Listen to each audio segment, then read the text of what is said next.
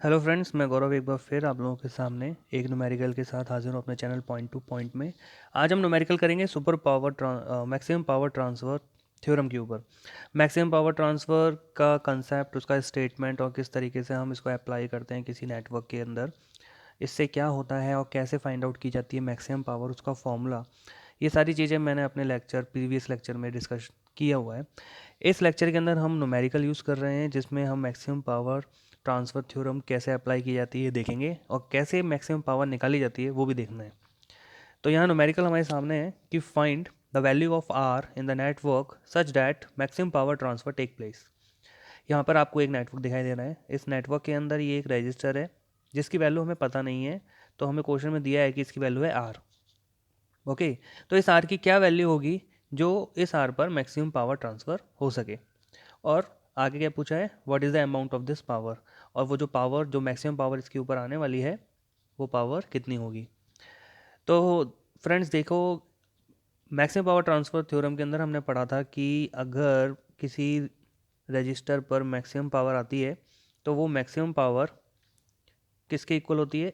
इस रजिस्टर के अक्रॉस देखने से आपको जितना भी इंटरनल नेटवर्क में रेजिस्टेंस दिखाई देता है, जिसको हम इंटरनल रेजिस्टेंस ऑफ नेटवर्क या थेवेनिन इक्विवेलेंट रेजिस्टेंस कहते हैं, अगर लोड रजिस्टर की वैल्यू उसके इक्वल हो जाती है तो हम कह सकते हैं कि वो एक ऐसा रजिस्टर है जिस पर मैक्सिमम पावर ट्रांसफ़र होगी। यानी मुझे इस आर की वैल्यू अगर निकालनी है तो मुझे इस पूरे नेटवर्क का आर टी एच यानी थेवेनिन इक्विवेलेंट रेजिस्टेंस निकालना होगा।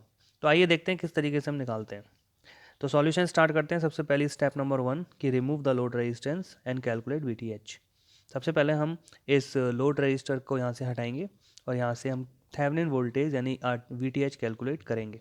ओके, इसके बाद हम आरटीएच भी कैलकुलेट करेंगे, क्योंकि मैक्सिमम पावर का अमाउंट भी हमें निकालना है, और maximum power amount of power निकालने के लिए हमें वीटीएच और आरटीएच दोनों की ही ज़रूरत पड़ती है। तो सबसे पहले वीटीएच निकालने के लिए हम क्या करते हैं, लोड रजिस्टर को रिमूव कर देते हैं, जैसे कि मैंने इस नेटवर्क में दोबारा से बनाया है। वीटीएच को रिमूव कर देते हैं। और वीटीएच को रिमूव करने के बाद इसके जो दो टर्मिनल हैं, इन दोनों टर्मिनल के बीच का पोटेंशियल डिफरेंस क्या कहलाएगा, वीटीएच। ओके, तो मैंने माना कि ये वाला जो टर्मिनल है इसका वोल्टेज है वी एक्स और नीचे वाले टर्मिनल का वोल्टेज है वी वाई। तो V X minus V Y करेंगे तो हमें क्या मिलेगा, वी टी एच। ओके, और बाकी का नेटवर्क पूरा एज इट इज़ रहेगा। अब हम मानते हैं कि जो वी वाई है वो ज़ीरो वोल्टेज है। वी वाई क्या है, देखिए, सर्किट में कहीं ना कहीं एक ग्राउंड होता है। तो अगर मैं इस पॉइंट को, जिस पर मैंने वी वाई माना है, इस पर्टिकुलर पॉइंट को अगर ज़ीरो वोल्टेज मान लेता हूँ, तो यहाँ का वोल्टेज अगर ज़ीरो है तो आप मुझे बताइए इस पूरी ब्रांच का, ये जो पूरी नोड है आपको यहाँ दिख रही है, एक ही नोड है ये, यहाँ पे क्या वोल्टेज होगा। तो देखिए, अगर यहाँ का वोल्टेज ज़ीरो है तो आप जब इधर मूव करके आएंगे तो आप वोल्टेज में से पास होके आएंगे और -2 प्लस, यानी कि एनर्जी गेन करते हुए यहाँ आएंगे। तो जितने आप जब यहाँ चले थे तब वैल्यू ज़ीरो थी, और जब आप लेफ़्ट साइड मूव करके इधर आते हैं तो आपकी वैल्यू में +6 ऐड हो जाएगा, वोल्टेज में +6 ऐड हो जाएगा। क्यों, क्योंकि आप ज़ीरो से चल के नेगेटिव टू पॉजिटिव जा रहे हैं, इसीलिए आपकी value of voltage 0 + 6 that will be 6 volt इस पर्टिकुलर नोड का वोल्टेज होगा। ओके, तो हमने अगर वी वाई को ज़ीरो लिया तो हम ये कह सकते हैं कि हमारे इस पर्टिकुलर नोड का वोल्टेज कितना होगा, 6 वोल्ट। ओके, तो सर्किट में कहीं ना कहीं ग्राउंड होता है, तो हमने इसको ग्राउंड मान लिया, ये ग्राउंड ले लिया हमने, तो यहाँ का वोल्टेज क्या हो जाएगा, 6। ये पूरी एक ही नोड है। अब हम क्या करते हैं, हमको पता है कि ये वी वाई तो हमने ज़ीरो मान लिया, लेकिन वी एक्स हमें नहीं पता, वो हमें निकालना है। तो वी एक्स, यहाँ पर हमें वी एक्स निकालना है या फिर यहाँ पे हमें वी एक्स निकालना है, एक ही बात है, ये पूरा एक ही है, एक ही नोड है, ये कुछ अलग नहीं है। ओके, सेकंड बात कि ये जो पॉइंट है, ये जो नोड है, इसका वोल्टेज हमें पता नहीं है, तो हमने मान लिया इसका वोल्टेज होगा वी वन। ठीक है, ये हमने मान लिया। और फिर इस V1 पर हमने क्या लगाई, नोडल एनालिसिस। आप यहाँ नोडल एनालिसिस भी यूज़ कर सकते हो, आप यहाँ KVL यानी किरचॉफ वोल्टेज लॉ भी यूज़ कर सकते हो, जो भी आपको सही लगे आप कर सकते हो। मैंने यहाँ पे नोडल एनालिसिस यूज़ करी है। नोडल एनालिसिस यूज़ करने का तरीका, जिस नोड पर आप नोडल एनालिसिस लगा रहे हो उस नोड से जुड़ने वाली सारी ब्रांचों में करंट को आउटगोइंग मानते हैं। तो सबसे पहले इस ब्रांच में कितनी करंट जाएगी, ये ब्रांच।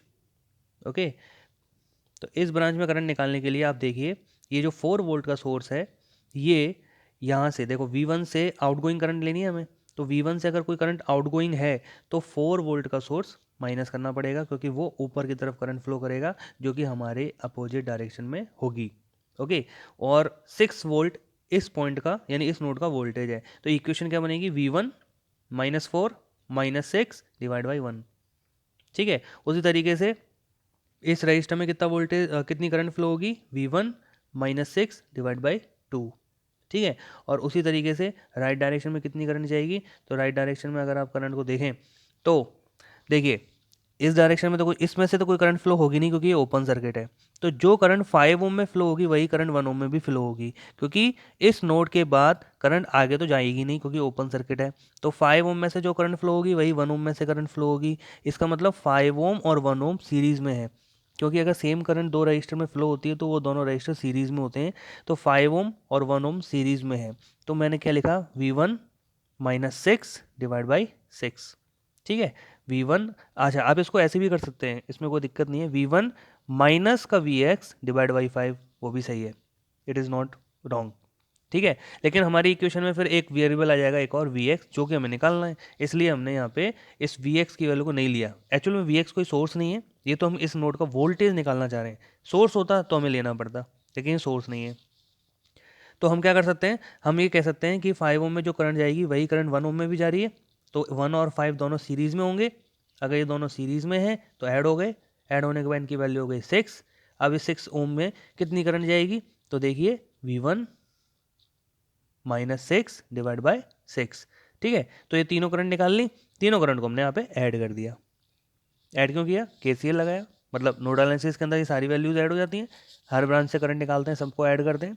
तो यहाँ से 3 टर्म्स आएंगी, एक आएगी, ओके तो यहाँ से 3 टर्म्स आएंगी। एक तो इस डायरेक्शन में जाने वाली करंट, वो ये रही। एक इस रजिस्टर में से जाने वाली करंट, वो ये रही। और एक इस रजिस्टर में जाने वाली करंट जिसकी वैल्यू 6 ओम है, उस रजिस्टर में जाने वाली करंट ये रही। तीनों को ऐड किया इक्वल्स टू 0। ओके, इसको जब हम सॉल्व करते हैं तो V1 की वैल्यू आ जाती है 8.4 वोल्ट। सॉल्व हम कर सकते हैं LCM लेके, इसमें कोई बड़ी बात नहीं है। 8.6 वोल्ट, 8.4 वोल्ट। ओके, अब हम दोबारा से नोडल एनालिसिस लगाते हैं, क्योंकि हमें तो Vx निकालना था, लेकिन अभी हमारे पास V1 आया है। अब हम नोडल एनालिसिस लगाते हैं इस पॉइंट पर। तो आप ध्यान से देखिए, इस पॉइंट पर राइट डायरेक्शन में तो कोई करंट जाएगी नहीं क्योंकि ओपन सर्किट है। तो यहाँ से हम निकालेंगे लेफ्ट डायरेक्शन में, तो इक्वेशन लिखेंगे Vx minus V1 divide by 5। और दूसरी जो ब्रांच है वो है नीचे की तरफ जा रही है करंट, तो Vx -6 डिवाइड बाई 1 है ना। तो Vx minus V1 divide by 5 और Vx -6 डिवाइड बाई 1, ये मैंने यहाँ पे इक्वेशन लिख दी। तो Vx माइनस V1 की वैल्यू आ चुकी है 8.4, तो 8.4 divide by 5 plus Vx -6 divide by 1, Vx -6 divide by 1। तो इसको जब हम सॉल्व करेंगे तो हमारे पास Vx की वैल्यू हो जाएगी, डेट विल बी, ये देखिए इसको एलसीएम लिया, सॉल्व किया तो 6Vs इक्वल्स टू 38.4, और जब यहाँ से Vx की वैल्यू निकालेंगे तो आएगी 6.4 वोल्ट। ओके, अब हम VTH निकाल सकते हैं, क्योंकि VTH में Vx की वैल्यू तो 6.4 वोल्ट आ गई है और Vy हमने 0 माना है, तो आंसर आएगा 6.4 वोल्ट। यानी VTH की वैल्यू आ गई 6.4 वोल्ट। अभी हमारा काम खत्म नहीं हुआ, अब हमें कैलकुलेट करना है RTH को। RTH को उसी टर्मिनल से कैलकुलेट करना है जिस टर्मिनल से VTH कैलकुलेट किया था। तो अब जब यहाँ से RTH कैलकुलेट करते हैं तो जितने भी इंडिपेंडेंट सोर्सेज हैं उनको उनके इंटरनल आइडल रेजिस्टेंस से रिप्लेस करना होता है। तो हमारे नेटवर्क के अंदर आप देखें तो दो इंडिपेंडेंट सोर्सेज हैं, एक 6 वोल्ट का और एक 4 वोल्ट का, और वोल्टेज सोर्स है तो दोनों शॉर्ट हो जाएंगे। ठीक है, तो आरटीएच निकालते वक्त हमने इन दोनों रजिस्टर दोनों वोल्टेज सोर्स को शॉर्ट कर दिया। शॉर्ट करने के बाद आप अगर ध्यान से देखें नेटवर्क को तो पता चलता है 1 और 2 पैरेलल में है, तो हम लिखेंगे 1 और 2 पैरेलल में। फिर उसके बाद 5 के साथ सीरीज में हो जाएंगे, तो +5 यानी सीरीज में। और फिर ये पूरा कॉम्बिनेशन 1 के साथ पैरेलल में होगा, तो पैरेलल में 1। इसको जब हम सॉल्व करेंगे सीरीज पैरेलल के कॉम्बिनेशन को, तो हमें मिलेगा 17/20 ओम, यानी RTH is equals to 17/20 ohm. Okay, ये रेजिस्टेंस की वैल्यू आ गई, दैट इज RTH।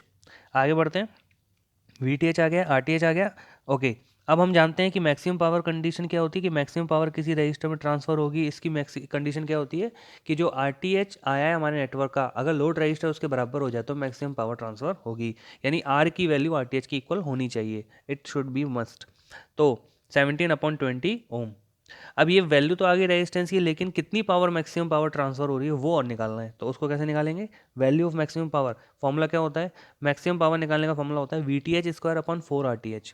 ठीक है। VTH की वैल्यू है 6.4, उसका स्क्वायर हो गया प्लस 4 एज इट इज़, और RTH की वैल्यू कितनी है 17/20, तो 17 नीचे और 20 ऊपर। इसको जब हम सॉल्व करेंगे तो हमें मिलेगा अप्रॉक्स 12 वाट। तो ये मैक्सिमम पावर 12 वाट हमारे लोड के ऊपर आएगी। तो इस तरीके से हम इस न्यूमेरिकल को सॉल्व कर सकते हैं। आई होप आप लोगों को न्यूमेरिकल समझ में आया होगा।